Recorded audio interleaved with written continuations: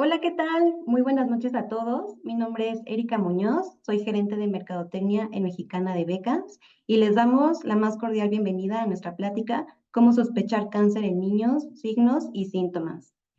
En Mexicana de Becas estamos comprometidos con brindar a nuestra comunidad información útil y sobre todo relevante. Siempre estamos buscando temas que sean interesantes para las familias y el día de hoy pues no es la excepción.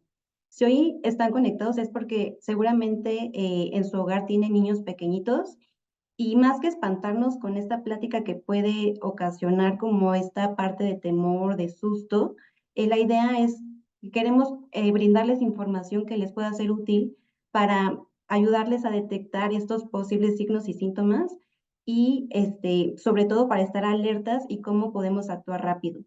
Entre otros temas, hoy platicaremos sobre qué tan frecuente es el cáncer en niños, por qué es importante su tratamiento oportuno, cuáles son las molestias que nos hacen sospechar de cáncer en niños y qué hacer si mi hijo tiene algún síntoma de alarma. ¿Y quién mejor para hablar de este tema que la doctora Alejandra Carranza Castañón? Ella es egresada como médico general de la Universidad Autónoma de Guadalajara. Tiene especialidad de pediatría y oncología pediátrica en el Hospital Infantil de México Federico Gómez. Actualmente trabaja como oncóloga pediatra en Punta Arenas, Chile, desde el 2016 y es orgullosa beneficiaria de Mexicana de Becas. Nos emociona mucho contar con una gran red de beneficiarios de Mexicana de Becas como la doctora Alejandra, para que compartan con nuestra comunidad su gran talento y su pasión por su profesión. Bienvenida, doctora Alejandra, te cedo los micrófonos y no sin antes comentarle a nuestra audiencia que abajo tienen un botón donde pueden ir dejando todas sus preguntas. Nosotros al final vamos a leer todas las preguntas, la doctora las va a responder y pues bienvenida, doctora, ¿cómo está? Hola Erika, hola a todos. Muy buenas tardes. ¿Se escucha bien? Sí, sí se A escucha ver si bien te veo. Ahí y me veo. ahí ya te ves perfecto. Ya, perfecto. Bueno, Bueno, muchas gracias. Gracias por la presentación. Mi nombre es Alejandra Carranza. Yo soy oncóloga pediatra y bueno, antes que nada quiero agradecer a Mexicana de Becas la invitación y a todos los que están conectados porque sé que bueno, de pronto hacer un tiempo en nuestras agendas tan ocupadas para un tema tan relevante como es esto y para conversar un poquito juntos. Les quiero agradecer entonces por ese tiempo que se están dando. Así es que, bueno, voy a partir la presentación.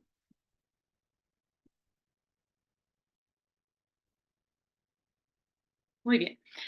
Em, bueno, como decía Erika, yo a finales de mayo voy a cumplir ya 8 años trabajando aquí en Chile, un país bastante bonito.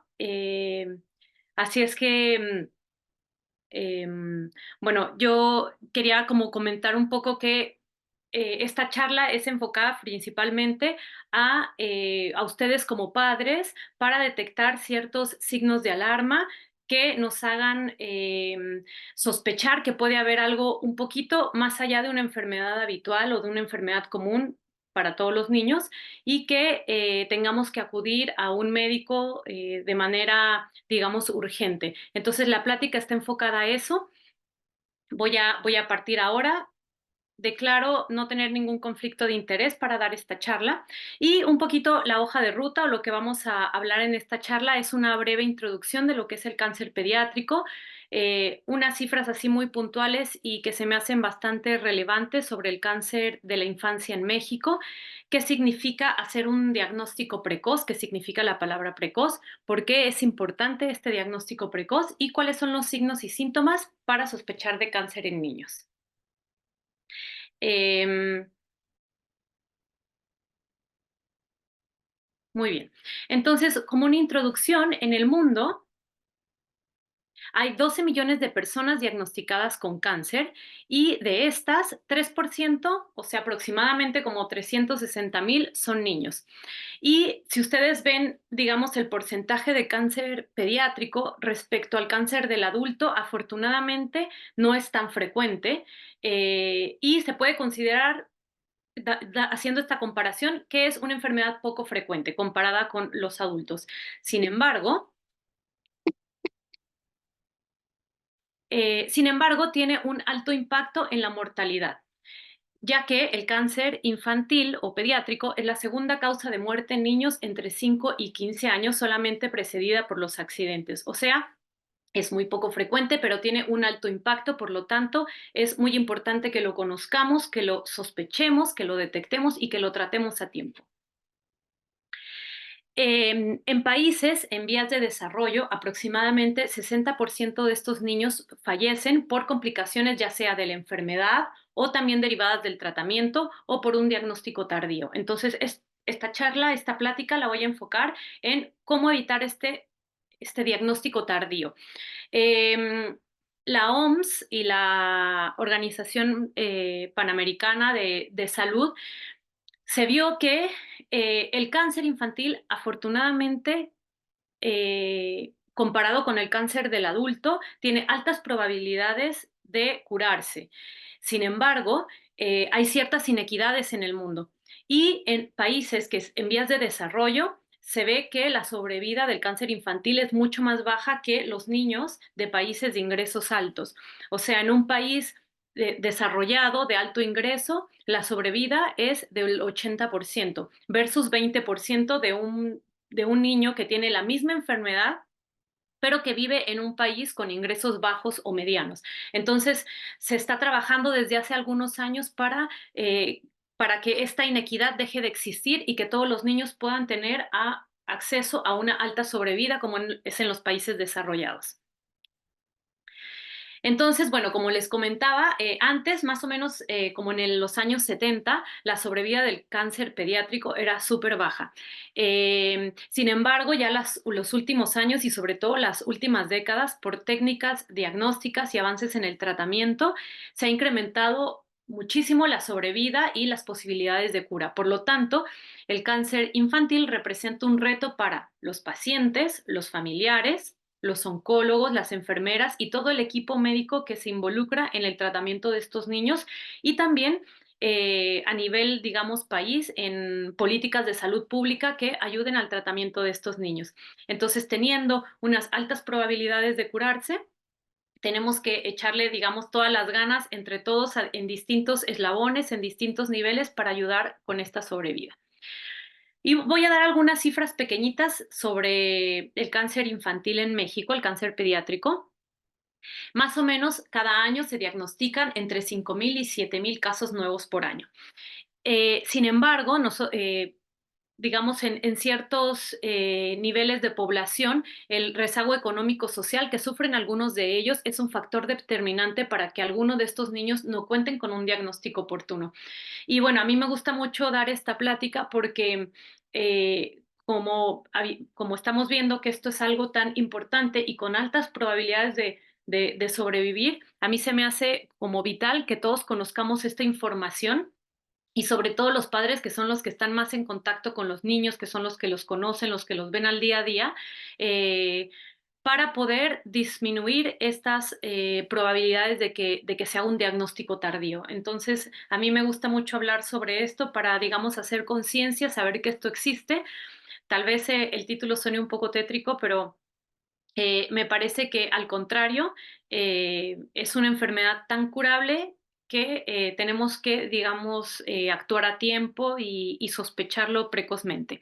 Y en México, más o menos, la sobrevida de estos pacientes está como entre el 65 y 70%.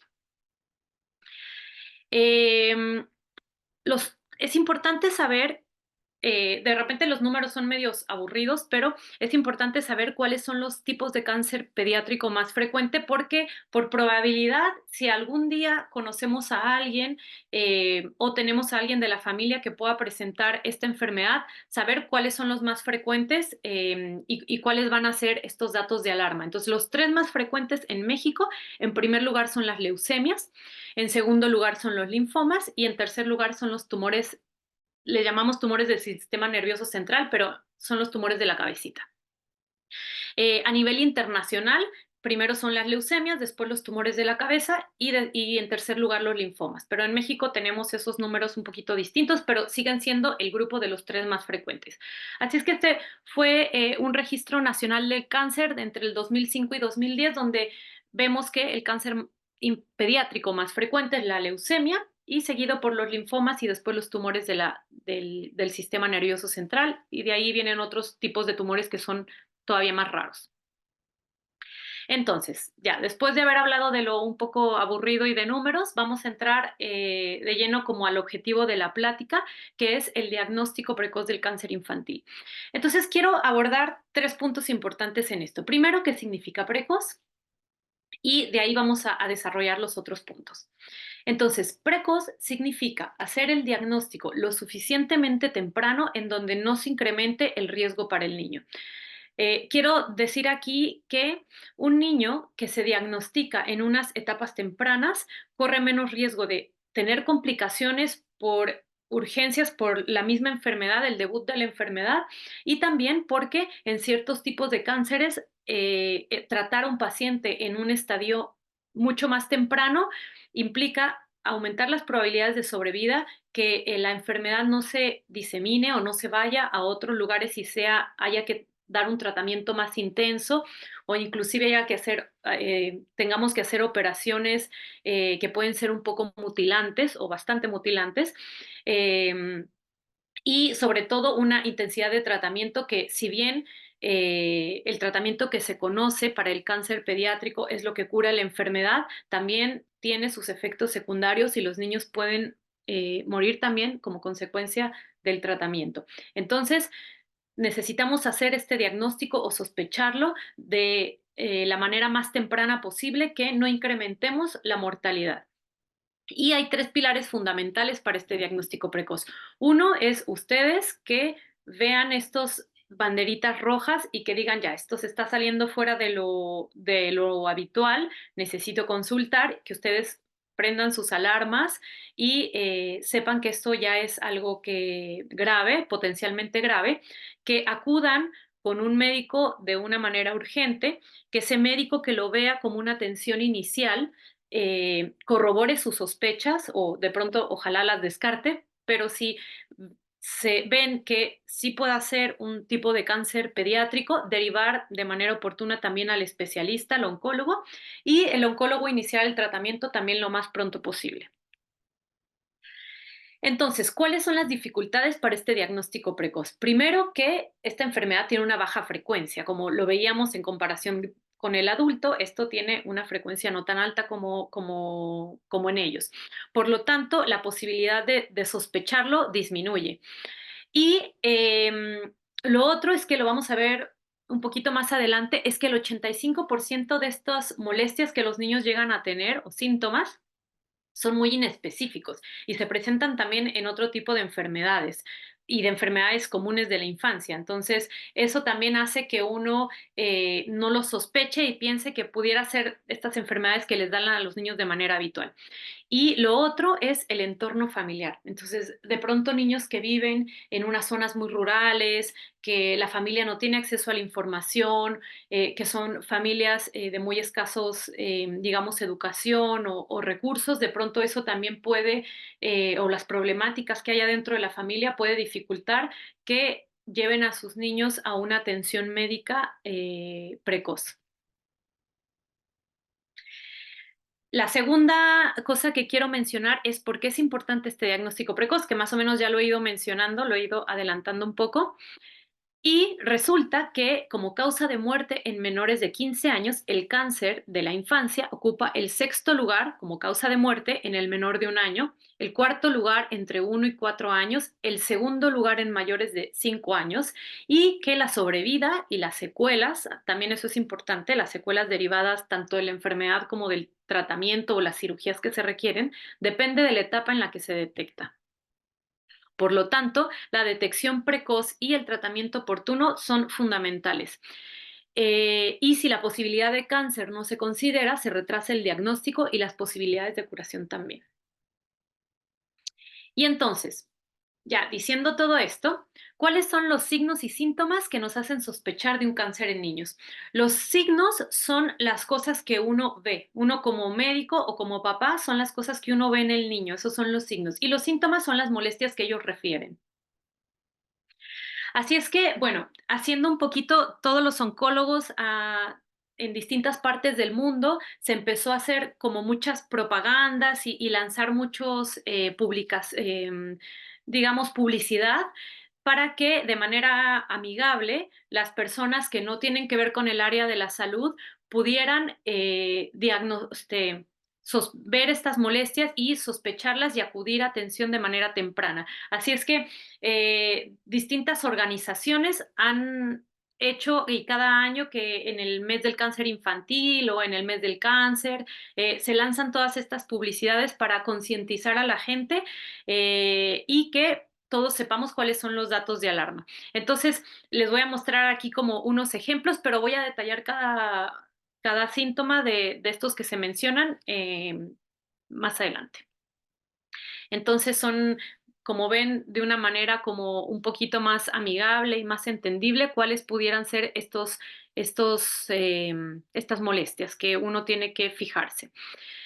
Eh, Así es que vamos a comenzar con la fiebre. Esto es algo como un poco difícil de que los niños, como saben habitualmente y sobre todo en ciertas etapas, es súper común cuando van a los jardines infantiles o al kinder o a la escuela, y sobre todo cuando son más chiquitos que se están poniendo en contacto por primera vez con con las infecciones, con los virus, pues pasan enfermos la mayor parte del tiempo durante el año. De hecho, se sabe que un niño sano se puede enfermar hasta 11 a 15 veces en el año y esto ser normal y ser esperado. O sea, estamos hablando de que más de una vez al mes pueden tener algún cuadro, algún resfriado o algún cuadro leve y ser normal. Por lo tanto, en muchas de estas infecciones que van a agarrar durante el año va a haber fiebre, que es un síntoma bastante común, ¿no? Obviamente nadie va a pensar en cáncer cuando a un niñito le da fiebre. Pero ¿cuándo vamos a sospechar que esto ya se está saliendo fuera de lo esperado o de lo habitual? Entonces, fiebre primero vamos a definirlo como una temperatura mayor a 38 grados centígrados medido con termómetro y nosotros vamos a encender nuestras alarmas cuando este síntoma se acompañe de dolor de los huesos, ya sea de uno o de todos los huesos, aumento del tamaño de alguna parte del cuerpo que le podemos llamar masa o tumor, que esté acompañado de pérdida de peso, de una palidez importante que en el tiempo se va haciendo cada vez más evidente, que el niño se ve muy decaído, que empieza a dormir mucho más de lo habitual, duerme durante el día, ya no tiene tanta energía para jugar, ya no anda haciendo travesuras, ya se ve acostado, el niño se ve mal.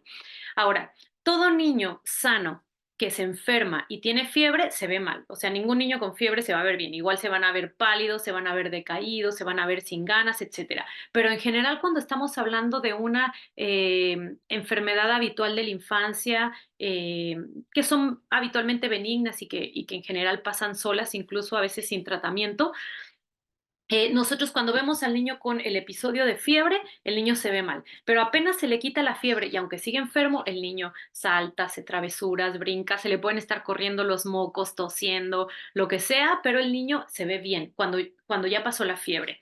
Sin embargo, estos niños tienen fiebre, claro, se ven mal, pero además, aún sin fiebre, el niño se ve acostado en la cama, se ve muy decaído, ya no está jugando, se ve mal, aún sin fiebre. Entonces, eso es un dato de alarma y sobre todo si se empieza a prolongar en el tiempo. Normalmente un resfriado, un cuadro de infección respiratoria no complicada, en general los días que uno los ve mal son 2 a 3 días, en general, no, casi no más allá de eso. A lo mejor los moquitos y la tos duran un poco más, unas semanas más, la tos es la que más tarda en quitarse, pero la fiebre en general y cuando el niño se ve mal, en general son como 2 a 3 días, no más allá de eso. La palidez igual que se ve durante, sobre todo cuando están esos 2, 3 días que se ven peorcito, ahí es cuando más se ven pálidos y todo. Pero una palidez, o la palidez es la coloración amarilla de la piel. Una palidez que se va prolongando en el tiempo y que además empieza a ser progresiva, o sea, que va empeorando con el tiempo, y asociado a mucho decaimiento o a otros síntomas de los que vamos a mencionar, todo eso en conjunto también es un dato de alarma. Sangrados. Ustedes, como ven aquí en la fotito de en medio, los niños en general siempre andan, sobre todo los que son muy activos o los que juegan deporte, siempre andan moreteados en general de las piernas y sobre todo como de las rodillas hacia abajo. Incluso a veces uno dice, ¿cómo? Pero ni se pegó y cómo tiene ese moretón, y a veces los papás consultan como preocupados porque dicen es que él no, dice que no se pegó y tiene estos moretones, pero en general los niños pasan jugando tanto que se golpean en todos lados, ni siquiera lo toman en cuenta, ni se acuerdan que se pegaron, se les olvidó. Pero en general son moretones que son como de la rodilla hacia abajo y bueno, y además relacionando con que son niños muy activos y todo. Pero moretones que además suceden en sitios no habituales, como son el pecho, el abdomen, la cara, el cuello. Esos son sitios no habituales de moretones, bueno, a menos de que haya un golpe bien evidente, pero no son sitios donde uno habitualmente ve moretones en los niños. Entonces, estos moretones que empiezan a aparecer en otras áreas del cuerpo que no se relacionan a golpes y sobre todo si se asocian a alguna otra molestia, esos son sospechosos también de una enfermedad de la sangre que puede ser un cáncer infantil. Eh, entonces, y es por sangrado, digamos, como debajo de la piel. Entonces, sangrado o inflamación importante de las encías, o sea, que sangren espontáneamente. De pronto uno cuando, o los niños cuando se cepillan los dientes, uno a veces puede lastimar cuando lo hacen de una manera muy fuerte, muy vigorosa, puede de repente sangrar un poquito la encía o cuando hay alguna infección, pero si no hay ninguna infección en la boca y no, y sangran sobre todo espontáneamente y más o menos las encías se ven así, se ven inflamadas y eso es por infiltración de células, en este caso de leucemia, que es el cáncer más frecuente de los niños, como decíamos, por infiltración de estas células como malignas, porque infiltran todo el cuerpo, o sea, todo lo que ustedes conocen, todo eso lo invaden. Entonces también invaden las mucosas y se pueden ver así, y también sangrar espontáneamente.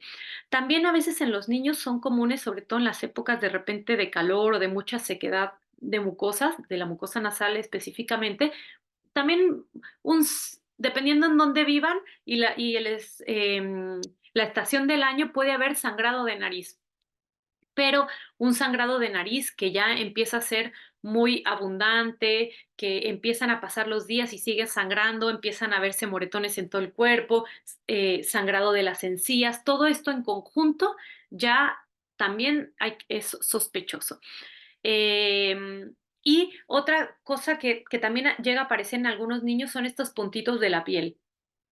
Les llamamos petequias en medicina, pero son estos puntitos rojos que salen en todas partes del cuerpo, incluso en la cara. No sé si alguna vez han visto en algunos de sus hijos cuando de repente están con algún cuadro de gastroenteritis, de infección de la pancita, y que vomitan mucho y vomitan y vomitan y vomitan, y a veces se le pone un puntilleo en la carita que estos son por vasitos que se rompen de tanto esfuerzo de vomitar. Más o menos son parecidos a esos, pero estos son en todas partes del cuerpo y obviamente no se relacionan a estar vomitando o tosiendo mucho, sino que es en todas las partes del cuerpo. Otro dato de alarma es masa o aumento de tamaño o tumoración de la pancita, sobre todo después del año de edad. ¿Y por qué después del año de edad? Porque antes del año de edad, hay otra cosa un poco más frecuente que pensar en un cáncer antes, que son las malformaciones de la vía urinaria o cosas congénitas, que significa que ya vienen desde antes de nacer. Alguna malformación de la vía urinaria o cosas así que también pueden aumentar, así como se ve este niñito de la foto, que pueden aumentar el tamaño de la pancita y esas son, bueno, obviamente benignas, que muchas de ellas se corrigen con cirugía, etcétera, que no son cáncer, pero en el menor de un año esto es más frecuente.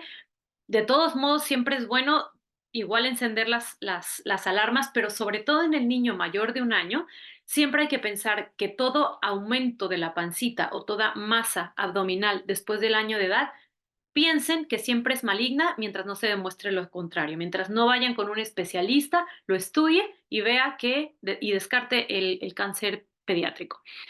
Y los síntomas que van a estar asociados a este aumento de tamaño de la pancita va a depender esto en general es por algún tumor que creció en alguna parte del abdomen y que puede comprimir ciertas áreas, ya sea el intestino, entonces puede haber estreñimiento o constipación, puede haber dificultad para hacer pipí, entonces todo va a depender del sitio que está obstruyendo. Eh, y otra cosa, un motivo de consulta también súper frecuente de la edad pediátrica son los ganglios inflamados. Entonces, los ganglios son estas pelotitas que habitualmente en los niños los que más se palpan son los del cuello y son estas pelotitas que sobre todo se palpan en los niños que son muy delgaditos o a ciertas edades, que ahorita vamos a hablar un poquito de eso, y que sobre todo uno los nota cuando están enfermos de alguna parte, alguna infección que esté relacionado a la cabeza. Nosotros tenemos ganglios en todo el cuerpo. Hay ganglios que se palpan y ganglios que los podemos tocar y ganglios que no se tocan, que están dentro del cuerpo y que solo se pueden ver por estudios de imagen. Pero me voy a enfocar ahora en los que se palpan y en los que los papás de pronto uno se puede dar cuenta y decir esto es normal, me preocupo, no es normal ya. Entonces, primero tenemos que ver la edad del niño, qué edad tiene para ver si es frecuente que uno los palpe o no, el tamaño de estos ganglios, en dónde están localizados y qué características tienen. Entonces, vamos a hablar, bueno, olvidé decirles a qué nos referimos con ganglio, estas pelotitas, pero sobre todo son parte de un sistema que se llama sistema ganglionar linfático. Y en este ganglio, entre muchas otras cosas, una de las funciones es que ahí se generan un cierto tipo de defensas que nos protegen frente a algunas infecciones. Entonces, cuando está alguna infección presente y el cuerpo detecta algo que no es habitual y que lo está amenazando, el cuerpo funciona de una manera tan perfecta que en estas pelotitas o en estos ganglios que tenemos alrededor de todo el cuerpo se empiezan a generar las defensas o los soldaditos con los que nos vamos a defender frente a las infecciones.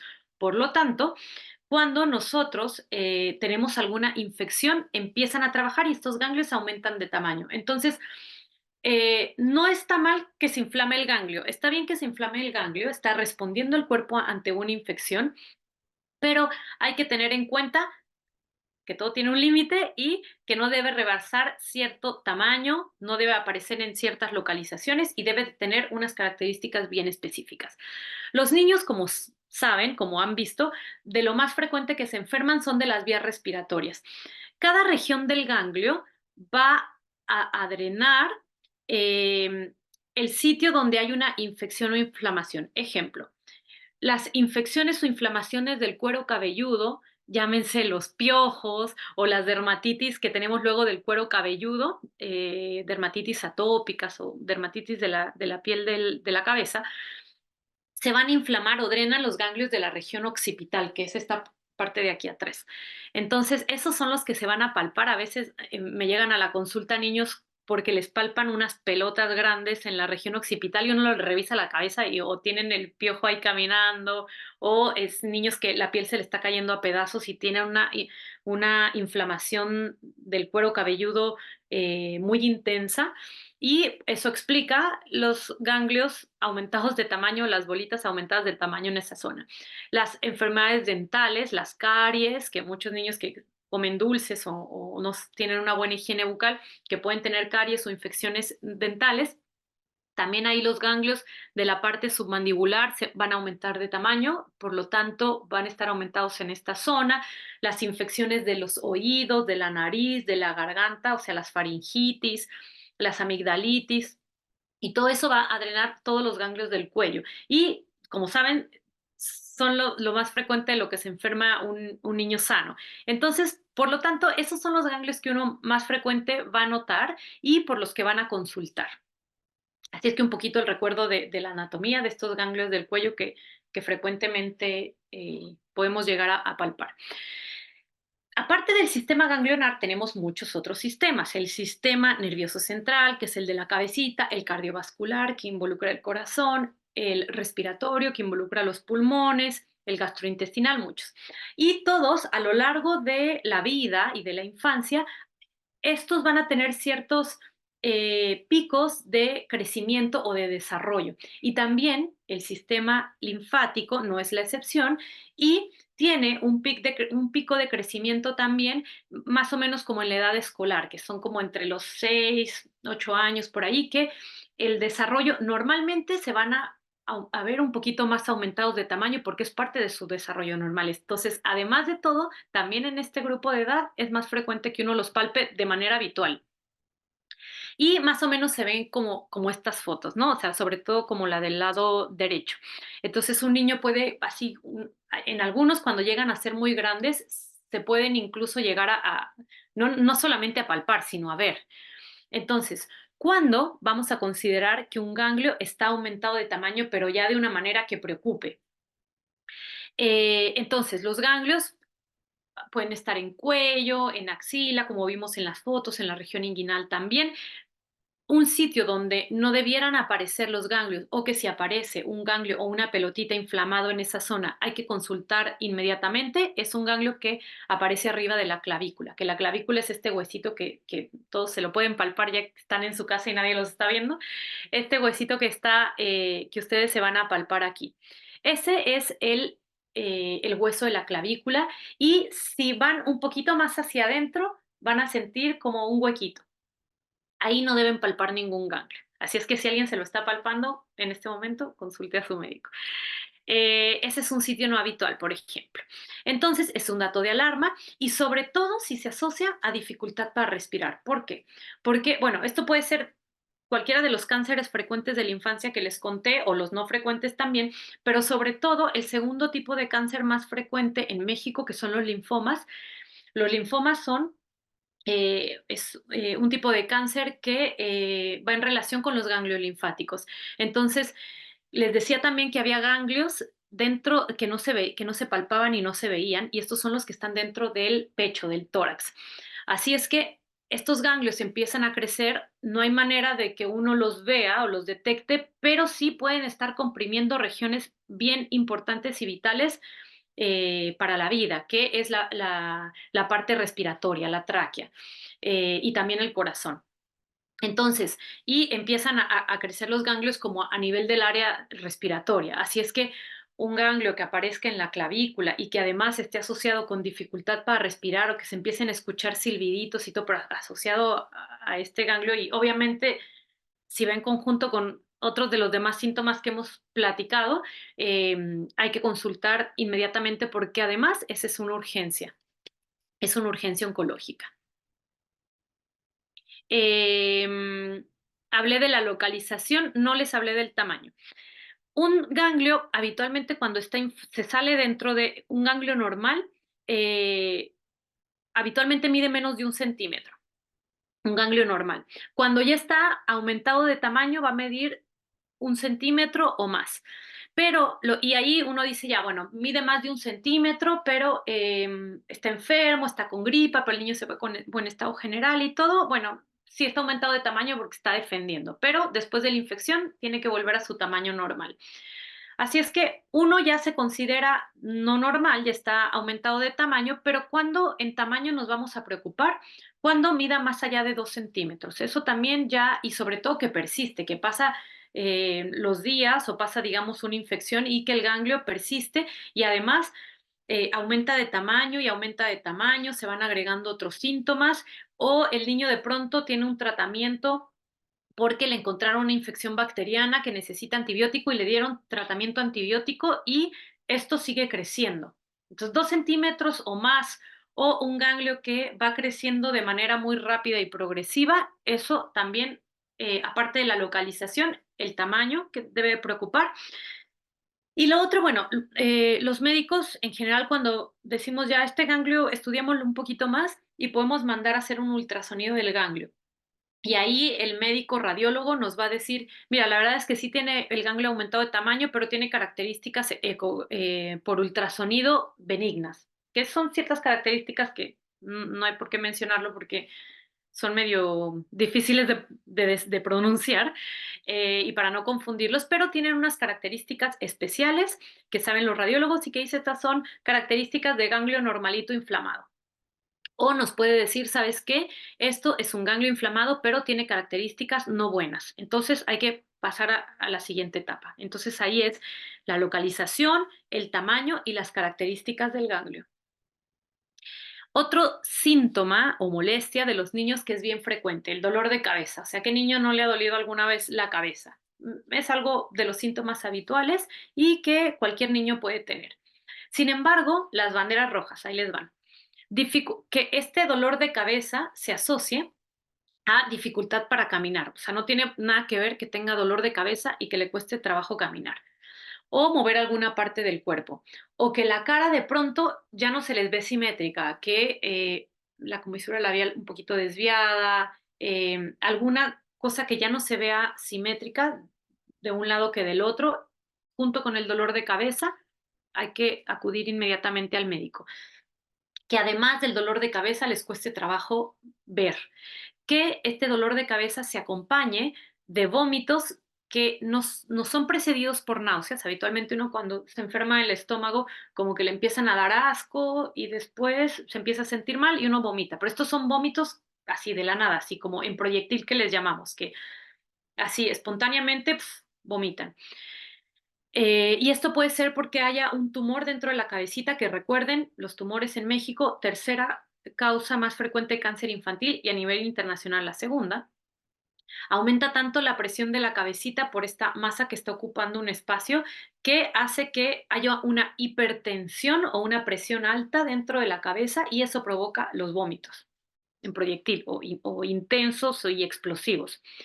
Este dolor que cada vez es más frecuente e intenso, que pasa el tiempo y que el niño cada vez uno le da paracetamol o cualquier otro medicamento y que ya empieza a no mejorar con los medicamentos y que además cada vez es más frecuente y más intenso. Que sobre todo es matutino o por las mañanas y también que despierta al niño por las noches, que el niño se despierta irritable, llorando y todo, mencionando que le duele la cabeza de una manera intensa. Si además se asocia con alguna enfermedad de la parte endocrinológica, de estos que ven las hormonas como talla baja, o sea, que estén chiquitos de una manera no habitual, que no esté acorde a su genética, y esto lo vamos a ver en los controles de niño sano, que son importantes también, que de repente se estancó en el crecimiento, asociado obviamente todo esto al dolor de cabeza, que se estancó en el crecimiento en sus controles con el pediatra y dice, no está creciendo, algo está pasando o que aumente la frecuencia de las ganas de hacer pipí. Esto sí, porque uno cuando toma agua y mucha agua va muchas veces al baño, pero que vayan al baño frecuentemente sin una ingesta que se correlacione, sin una ingesta de líquidos que se correlacione. Y esto puede ser por un tipo de enfermedad que da con ciertos tumores de la cabecita que se llama diabetes insípida, un tipo de diabetes que da por una compresión dentro de la cabeza y que tenga una detención o que vayan hacia atrás en el desarrollo en lugar de ir hacia adelante. Como que, por ejemplo, un lactante menor de un año que a los 6 meses empieza a sentarse, ya se sabe sentar, después empiezan a gatear, después empiezan a caminar. Y este mismo lactante de repente ya caminaba y de repente ya no camina. O de repente ya se sentaba y de repente ya no se sienta, se va de lado. Esos son los hitos que les llamamos del desarrollo cuando uno va aprendiendo ciertas cosas acorde a la edad y cuando se detiene ya no sigue aprendiendo los siguientes pasos que faltan o retrocede en lo ya aprendido. Eso es un dato bien importante de alarma. Bueno, y otra casos tristes, bueno, hay niños, sobre todo en los menores de 3 años, que no localizan el dolor. Entonces, un niño bien pequeñito no nos va a decir, me duele la cabeza, como un niño más grande que nos puede soplar un poco las respuestas, pero un niño muy chiquito no nos va a decir que le duele la cabeza. Entonces,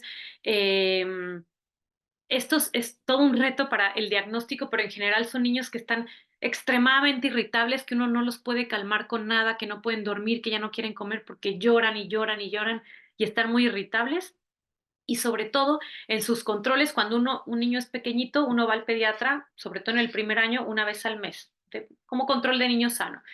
Y entonces, asociado a esta irritabilidad, ven alguna de estas cosas, que no está creciendo, que la cabecita, el diámetro de su cabeza, ojo que sus pediatras en el menor de un año les tienen que medir la cabeza, porque también hay unas gráficas que deben ir acorde. Entonces, esta cabecita, ustedes han visto que los niños muy pequeños todavía no se les cierran los huesitos de la cabeza, por lo tanto tienen estas partes blanditas que le llamamos fontanela, y es porque todavía no terminan de fusionarse los huesos del cráneo. Entonces, cuando en estos niños pequeños, cuando hay un tumor adentro de la cabecita, puede crecer, todavía tienen posibilidad de expandirse la cabeza, y este perímetro de la cabecita puede ir empezando a salirse de las curvas de la normalidad y empezar a aumentar de tamaño.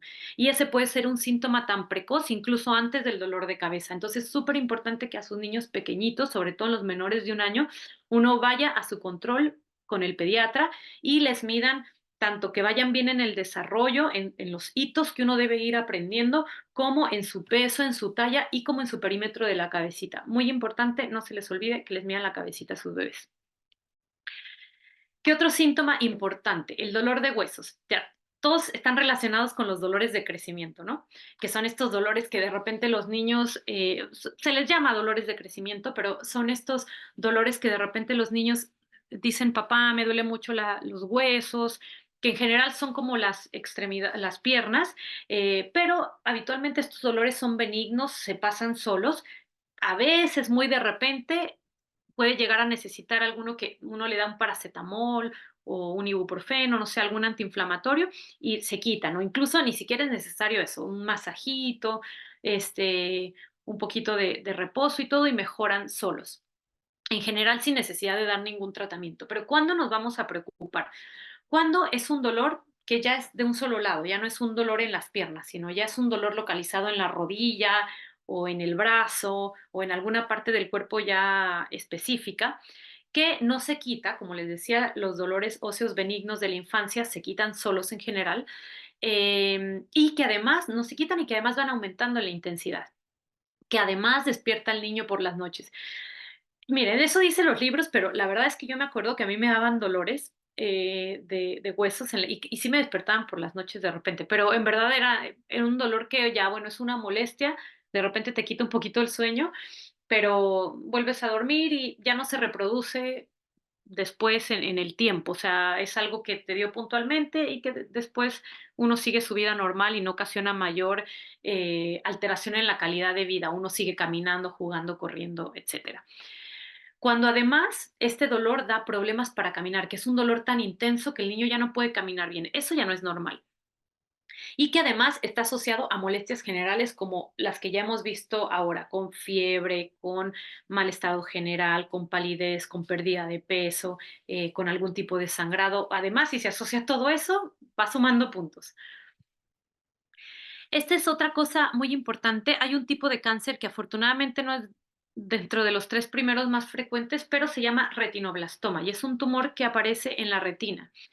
En general es un tumor que aparece, que se ve desde infancia, desde muy temprano en los bebecitos y lo que uno ve, o sea, uno debiera diagnosticarlo como médico, incluso el Colegio Americano de Pediatría sacó en el 2008 un artículo donde daba una recomendación que todos los recién nacidos que antes de darse de alta, o sea, que nacieron en un hospital y antes de darse de alta con los padres, se le hiciera al menos algo que se llama reflejo rojo, que se le revisara un reflejo rojo y ver que no estuviera anormal, que no estuviera sí, afectado, ¿no? Eso en la vida, en la práctica, es un poquito difícil de hacer porque en verdad en un recién nacido es bien difícil abrirle el ojo y que uno pueda hacer esta exploración, pero deberíamos intentarlo. Y si no, de todos modos, en cada control con el pediatra, como les digo, en el primer año, ojalá una vez al mes, tienen que, ojalá, decirle a su médico y ojalá y sea espontáneo a su pediatra que les revisen este reflejo rojo. Y no cuesta nada, es una lamparita con la que uno habitualmente revisa a los niños de los ojos y qué sé yo, un pediatra ni siquiera tiene que ser un oftalmólogo y uno ve desde cierta distancia, ilumina la carita del niño y tiene que reflejar la luz roja en ambos ojitos de manera simétrica.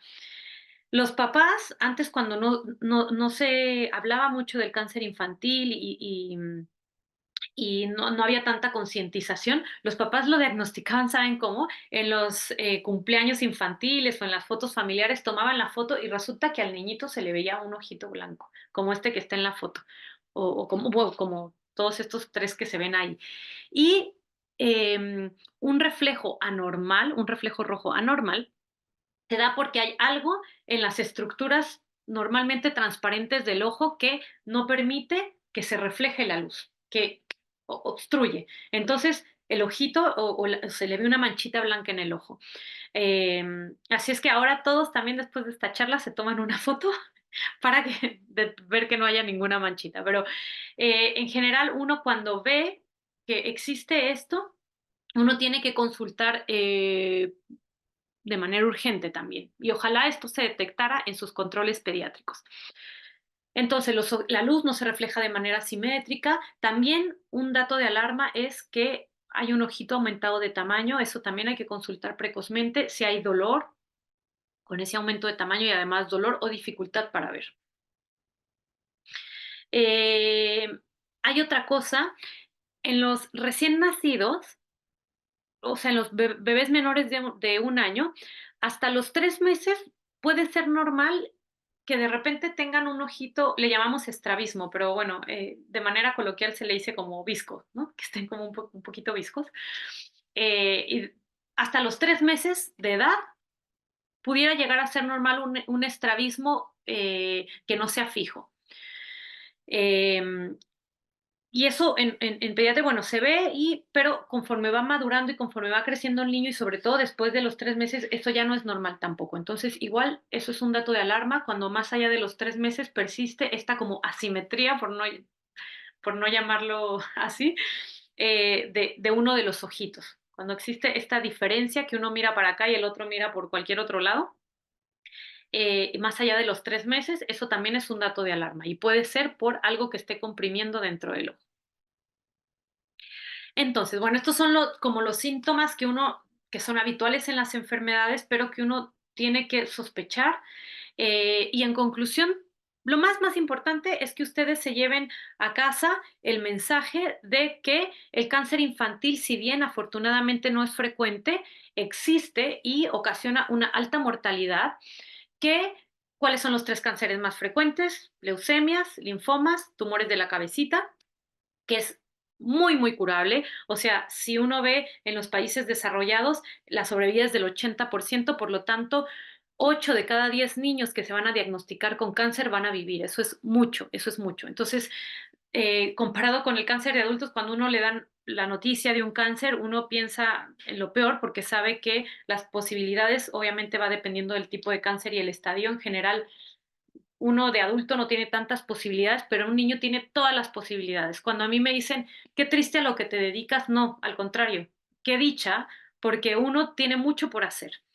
Nosotros tenemos nuestro papel como oncólogos, pero el diagnóstico precoz y los que viven con sus niños día a día y los que tienen que conocer esta información también son ustedes, para que puedan consultar de manera oportuna y no lleguemos tarde con nuestros niñitos.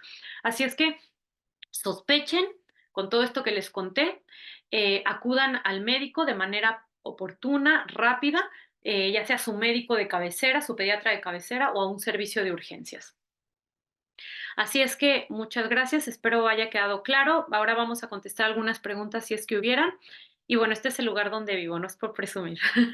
Igual, bueno, uno cuando vive lejos de México, uno extraña muchísimo y se da cuenta de cosas que uno valora, que estando allá uno siempre piensa en todo lo malo que tiene, pero uno no ve las cosas buenas que tenemos como población mexicana, como país, como cultura, un país muy rico culturalmente, una belleza impresionante. Así es que uno cuando vive lejos extraña y añora esas cosas, el trato, la calidez, así es que eso se extraña mucho, pero bueno, gracias a que Mexicana de Becas me invitó a dar esta charla, al menos me siento un poquitito cerca de mi país, aquí platicándoles un poco a lo que me dedico y este tema tan importante. Así es que muchas gracias por su tiempo, muchas gracias por escucharme y estoy atenta a cualquier pregunta que haya surgido. Espero haya quedado claro. Gracias. Muchas gracias, Ale, súper claro, todo súper interesante. La verdad es que como mamá, o sea, yo soy mamá de un niño de 2 años y todo Ujú. esto, o sea, es algo que en lo que, en realidad, como te decía al inicio, ¿no? Cuando escuchas cáncer, pues te espantas, ¿no? O sea, esa palabra Sí. causa miedo, causa susto, pero lo más valioso, como dices, es pues tener identificados todos estos síntomas que nos acabas de mencionar, para poder actuar rápido. Y pues la noticia feliz es lo que comentas, ¿no? Que 8 de cada 10 niños, pueden sobrevivir, sobre todo si esto es diagnosticado de manera precoz, ¿no? Como Ujú. mencionabas. Sí. Mira, acá te voy a leer algunas de las Sí. preguntas que nos han ido haciendo. Y mira, nos preguntan. Eh, Hola, doctora Ale, quiero felicitarte por tan bonita y explícita plática. Espero te acuerdes de mí. Quisiera preguntarte qué relación tiene los fertilizantes y pesticidas con la leucemia. Es Taide Hernández. Ah, ya, sí. Hola, ¿qué tal? Qué gusto vernos por acá también. Em, sí, a diferencia del cáncer del adulto, que uno más o menos tiene relacionados ciertos factores de riesgo, como es el cigarro, como es el alcohol, como muchas otras cosas que se conocen que son factores de riesgo, desafortunadamente en el cáncer infantil no hay cosas que sabemos que puede aumentar el riesgo, pero no sabemos por qué sucedió. O sea, en general, cuando damos esta noticia tan terrible a los papás, los papás siempre preguntan algo que no le di de comer, mala alimentación, una anemia, las pantallas, el celular, como que siempre tienden como, ¿qué hicimos mal para que esto sucediera, no?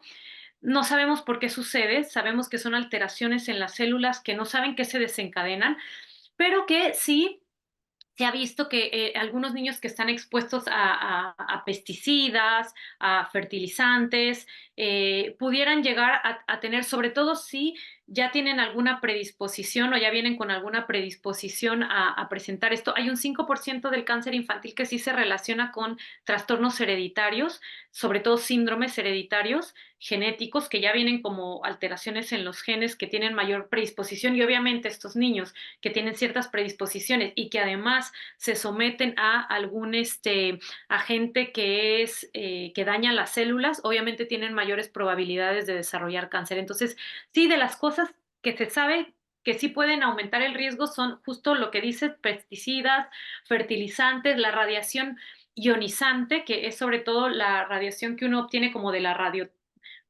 niños que tuvieron tratamiento con radioterapia como parte de tratamiento del cáncer, también pueden desarrollar otros tumores porque ese es el tipo de radiación que afecta también las células, tanto mata a las malas, pero también a largo plazo pudiera llegar a desarrollar otros tipos de cánceres en el futuro.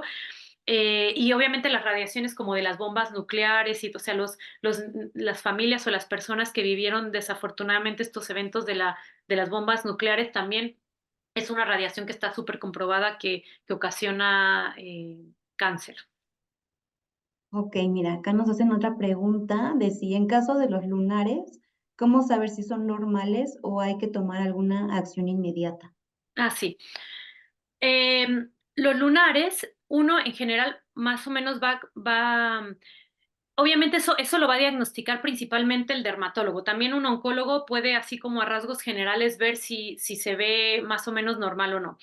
Pero en general son lunares que en general, como los que están en los sitios de mucha fricción, como en las palmas de las manos, hay personas que tienen en los labios, en las plantas de los pies, en las axilas, esos son los que tenemos que vigilar mucho porque están en constante fricción o roce.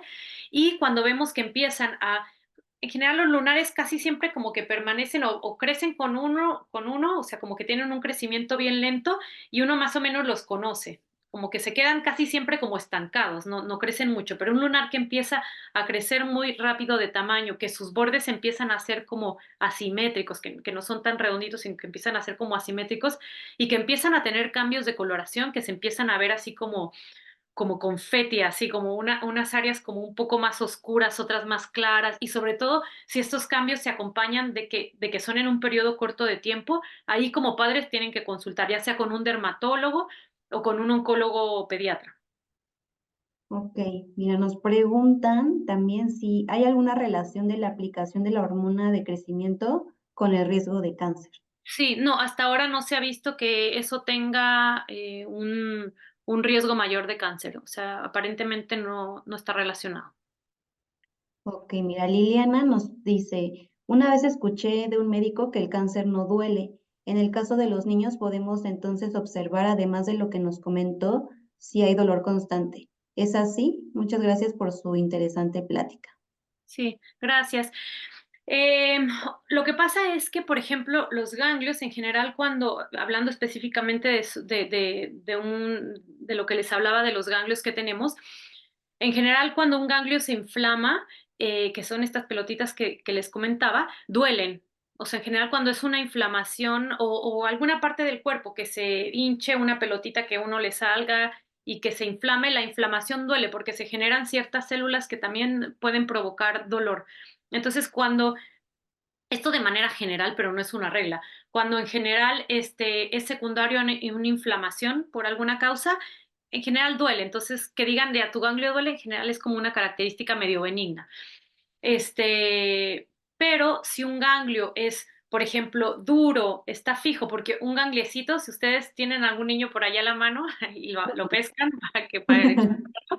y se los tocan en general, no les van a doler y además se mueven y además están blanditos. Tienen una consistencia como cuando uno se toca la nariz, tienen una Ok. consistencia así como blandita, pero un ganglio fijo, duro, que no se mueve y que además no duele, esos son características, digamos, clínicas o de síntomas que son síntomas de que puede ser un tipo de cáncer. Entonces, claro, en general que no duelan los ganglios puede ser, no es una norma, porque a veces también tal vez infecta, igual puede doler, pero en general se dice que como regla un aumento de tamaño que no duele pudiera llegar a ser un cáncer. Ok. Mira, Jesús nos dice, hola, no entendí bien lo del reflejo en los ojos. ¿Hay problema cuando solamente refleja un ojo y cuando Sí, reflejan en los dos ojos hay algún problema? sí. Habitualmente cuando uno o uno como pediatra pone la lamparita, que es una lámpara especial que usamos los pediatras, y iluminamos la carita del niñito, nosotros vamos a ver, los médicos vamos a ver que el niño refleja la luz roja en los dos ojos. Entonces, cuando hay algún ojo que no la refleja, y que aparece una manchita blanca, eso es un dato de alarma y hay que descartar sí o sí un cáncer, o sea, un tumor de la retina, un retinoblastoma.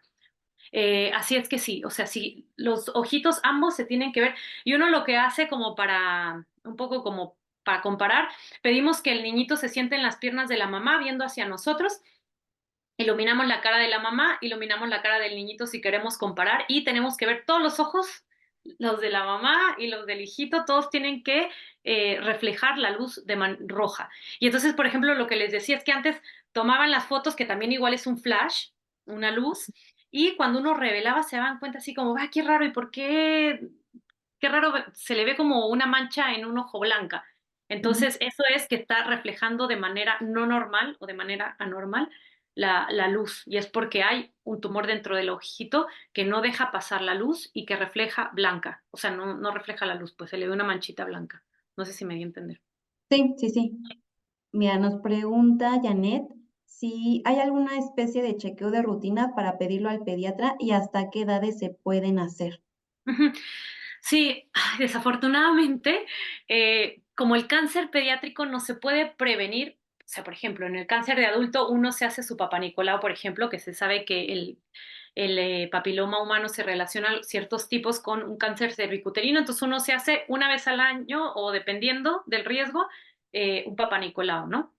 Entonces, desafortunadamente en los niños no tenemos un estudio que uno pueda predecir que le pueda dar un cáncer después. O sea, no podemos estarnos tomando exámenes de sangre y todo, porque a lo mejor en ese momento que te tomaste el examen no tenías nada y una semana después sí, y entonces el otro examen te lo vas a tomar en un año más. Entonces, no, en los niños como que no es una enfermedad que uno pueda predecir que va a suceder. Como les decía, a excepción de ciertos síndromes genéticos que uno sabe que sí tienen predisposición y ya hay ciertos protocolos de qué exámenes hay que pedirles pero son el 5% de los niños que presentan esto. En general, el 95% son niños que no sabemos cómo se va a prevenir, por lo tanto no podemos hacer un estudio de screening o de de tamizaje o de sospecha para que uno detecte un cáncer a tiempo. Estudios no. Y lo único que tenemos es esta charla. O sea, conocer, conocer Ujú. cuando un niño lo presenta, acudir oportunamente. Desafortunadamente es así. Bueno, y lo otro importante es acudir a sus controles pediátricos. O sea, yo, por ejemplo, espero que mi mamá no esté por aquí escuchando, pero yo no me acuerdo que me hayan llevado al pediatra porque no tengo nada. O sea, yo me acuerdo que me llevaban al pediatra cuando estaba enferma. Bueno, y Ujú. obviamente cuando uno es menor de un año, pues yo no me acuerdo si me llevaban o no, pero uno debiera llevar a sus hijos menores de un año, sanos.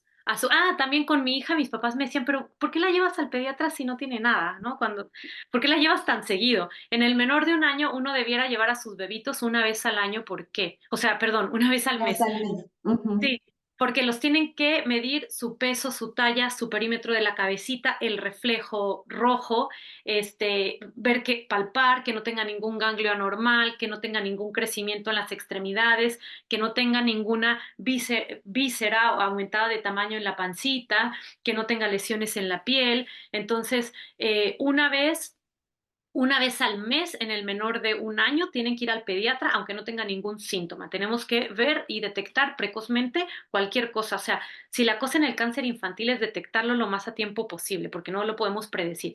Y ya en los niños más grandes, después del año, con que vayan una vez al año, si es un niño sano que no tiene mayor cosa, y no se necesita tomar ningún examen. O sea, solo ir al pediatra, que les hagan una revisión del pelo de la cabeza hasta la punta del pie, que les quiten toda la ropa y lo revisen bien, con eso es suficiente. Y Ok, las vacunas. ok. Hay que vacunar a los niños también. Mira, aquí nos preguntan, ¿qué tan rápido evoluciona la enfermedad? Y va relacionada con otra pregunta de si bastaría uno de los síntomas para preocuparnos o suelen presentarse varios de estos síntomas que nos platicabas al mismo tiempo o van apareciendo como primero uno, luego otro. Este, Sí, va a depender del tipo de cáncer que tenga, pero en general se van acompañando. O sea, es un niño que se ve muy decaído, muy pálido, pero además le empiezan a doler los huesitos, empieza a tener algún tipo de sangrado, algún tipo de manchita en la piel, empieza a perder peso. Ahora, ojo que también en el cáncer de los niños en general es de evolución rápida. O sea, sobre todo la leucemia, que es el cáncer más frecuente, en general de que empiezan a aparecer los síntomas a que uno consulta porque dice esto ya es muy evidente, pasan como 2 a 3 semanas. O sea, no es algo que te dure meses o que puedas estar años sin consultar y que tenga la enfermedad. O sea, es algo que progresa bien rápidamente. Entonces, por eso hay que estar como bien atentos, pero se van agregando todos. O sea, en la leucemia específicamente, el niño ya no juega igual. Ya pasa más horas dormido de lo habitual y ya no juega. Ya se empieza a ver pálido. Y lo que les iba a decir de la pérdida de peso, perdón. Se ve mucho en el cáncer del adulto, que de repente uno ve que empiezan a perder peso y todo. Como en los niños esto es un poco más rápido, de pronto eso llega a no ser tan evidente. A excepción que sea otro tipo de cáncer, no sé, tal vez un tumor en algún hueso, que de repente eso puede ser un poquito más tardado de diagnosticar y que en el tiempo sí pueden ir viendo que va perdiendo de peso como de manera inusual. Pero en general en las leucemias eso ya no se alcanza a ver tanto porque esto progresa así como una cosa bien rápida. Entonces, pero sí, en general son varios síntomas que se van agregando en el tiempo, ¿no? En general no es como uno solo. ok, o sea, como dices, ¿no? O sea, la idea no es como estar como esta, ¿cómo? Ya, fiebre al oncólogo. Sí, así, no, ya vámonos, Colegas, corre, corre. sí, Exacto, ¿no? Pero sí, tampoco dejar pasar cualquier síntoma de estos, claro. sin atender, ¿no? O sea, nosotros como mamás, como papás, tenemos ese sexto sentido que nos dice Sí, algo no está bien, ¿no? Entonces, hay que hacerle caso a ese sexto sentido que tenemos con esta información que nos estás dando que vale oro, pero como platicamos, ¿no? Tampoco vivir con el miedo de cualquier cosita, ya, claro. tiene cáncer, ¿no? Mira, Sí, acá también nos preguntan, ¿qué diferencia hay entre leucemia y púrpura? El púrpura es un es un término médico que le llamamos a las manchitas que vemos en la piel. O sea, la leucemia es una enfermedad, la leucemia es un cáncer de la sangre. O sea, es la enfermedad, es el cáncer de la sangre. Y la púrpura es como decir la palidez, o como decir, o sea, es como un signo que uno ve y es un término médico que le llama a estos puntitos de la piel que puede que haya venido cuando hablaba de sangrado en la piel y en las mucosas y eso, que puede que por ahí haya venido una foto de un tipo de lesión de manchitas rojas en la piel y a eso le llamamos púrpura, pero es el signo. Ok. Mira, nos preguntan también, de todos los síntomas, ¿hay alguno que sea más frecuente o que sea presente en todos los casos? Este, Pensando, es que la leucemia es bien frecuente dentro del grupo de los tipos de cánceres de la infancia. Entonces, la leucemia, como se va a ver un niño y el síntoma como más importante va a ser mucho decaimiento, mucha palidez, una fiebre sin ningún otro síntoma, o sea, en general no están resfriados. Bueno, a veces cuando les bajan mucho las defensas, además pueden de repente pescarse por ahí algún virus, pero en general no tienen ningún otro síntoma más que la fiebre. Entonces, fiebre, se ven muy pálidos, muy decaídos, duermen mucho, este, a veces pueden decir que les duelen los huesitos, o sea, no van a ver normales a sus hijos, o sea, se van a ver, es el decaimiento y el estado general del niño se ve mal. O sea, eso, por ejemplo, en las leucemias, que es por mucho el cáncer más frecuente, así es como se va a ver. Oye, Ale, y estos síntomas son para niños entre 0 y 15 años, ¿no? O sea, Sí, entiendo que estos síntomas son para este rango de edad. sí. Em, en la pediatría nosotros vemos los niños en general hasta los 15 años y los oncólogos en general vemos a los niños hasta los 5 años, o sea, perdón, hasta los 15 años. Entonces, todo esto y toda la más mayor experiencia que tenemos es en este grupo de edad. Sin embargo, se ha visto que los adolescentes entre 15 y 18 que también llegan a presentar, si bien ya se empiezan a acercar un poquito más a los cánceres en cuanto como al origen y todo un poco más al cáncer del adulto, se ha visto que, por ejemplo, los niños con leucemias responden a lo largo de los años y con muchos estudios se han visto que responden mucho mejor y tienen mayor tasas de sobrevida con los protocolos que les damos a los niños para las leucemias de la infancia. Entonces, ahora lo que se está tratando de hacer, me parece que es a nivel mundial, pero yo sé que al menos en México sí ha conversado y también aquí en Chile de tratar de incluir a los niños hasta los 18 años, o sea, porque se ha visto que ellos se favorecen mucho y además, o sea, en verdad, un niño a los 15 cumples los 15 años y no es como que ya eres el adulto y ya, o Ujú. sea, igual que a un niño lo siga tratando, porque los oncólogos pediatras somos pediatras antes de ser oncólogos. Entonces, que a un niñito de 15, 16, 17 años, que también todavía en general siguen siendo niños, también que los tratemos con el enfoque pediátrico y los pediatras somos un poquito más, como meticulosos y también somos un poco más cuidadosos en cómo damos la información y cómo tratamos a los pacientes. En verdad, por cualquier punto por el que lo veamos, es mucho mejor que lo vea un pediatra oncólogo a que lo vea un oncólogo de adulto. Y además, como tratamiento, tienen mayores sobrevidas con nuestros protocolos. Así es que por ahí hay un proyecto de ampliar un poquito la edad. Ok. Mira, aquí nos están haciendo esta pregunta que creo que, bueno, a ver, me dice, ¿es posible que un niño vaya presentando síntomas desde pequeño, pero no todos juntos, como por ejemplo moretones de chicos, sangrados en la adolescencia y así sucesivamente? No, no, en general es algo que, como les decía, que pasa como rápido. O sea, si de repente de chico tuvo dolores óseos, pero ya no los volvió a tener, y en la edad adulta de repente le sangra la nariz, pero no tiene ningún otro síntoma, no, en general, no es como el cáncer de adulto que puede ir como arrastrándose en el tiempo y que uno puede diagnosticarlo tardíamente años después, o sea, dependiendo del tipo de, como no sé, el cáncer de pulmón, no sé, que de repente es una cosita y con el tiempo va creciendo, no, en general en el cáncer infantil la cosa es como rápida, o sea, uno, si no lo trata a tiempo, en semanas, en meses, o sea, ya no, el niño no vive, o sea, es algo bien rápido. Sí, y mira, creo que son todas las preguntas. En general son felicitaciones por tu plática, muy interesante Muchas la gracias. aportación que nos haces. También nos preguntan si vamos a tener esta charla guardada en nuestro canal de YouTube. Sí, la vamos a subir. Y a lo mejor una pregunta que puede quedarse un poco en el aire es, bueno, que le detecten qué tratamiento es el que seguiría o qué pasaría en dado caso que sí fuera cáncer, ¿qué seguiría o qué tipo de tratamientos hay para Sí. atender? Em, bueno, el tratamiento va a depender del tipo de cáncer, pero en general el tratamiento hay distintas modalidades de tratamiento que se basa en quimioterapia, que son medicamentos que digamos que destruyen las células tumorales o las células del cáncer. Desafortunadamente no son cáncer específicas, o sea, matan así como matan las malas, también matan las buenas. Entonces de ahí que vienen sus efectos secundarios.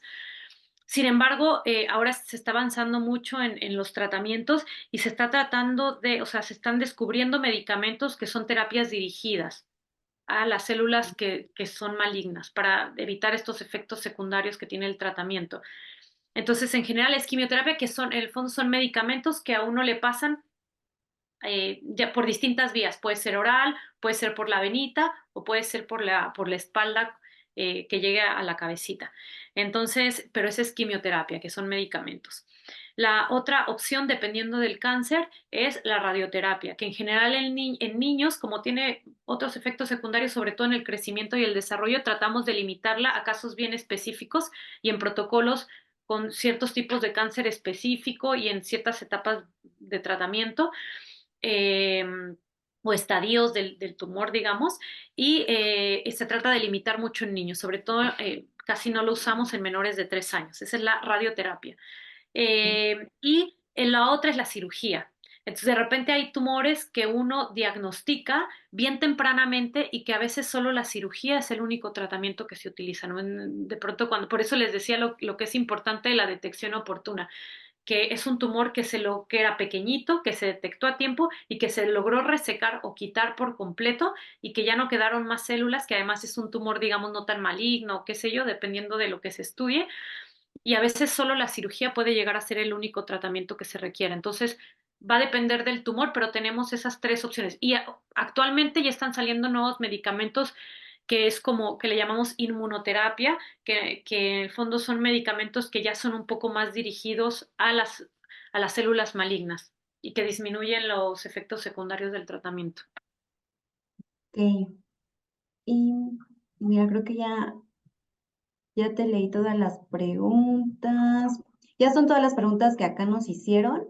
Y como dice Mariana, ¿no? La información es poder, ¿no? El tener esta Sí, información es súper valioso, el poder actuar rápido, este, y como les platicamos, ¿no? El tener ese sexto sentido, tú como mamá, como papá, conoces perfectamente a tu hijo y cualquier síntoma de estos no lo dejes para después, ¿no? O sea, actúa rápido y pues venga, ¿no? Vamos a actuar lo más veloz que podamos. exacto.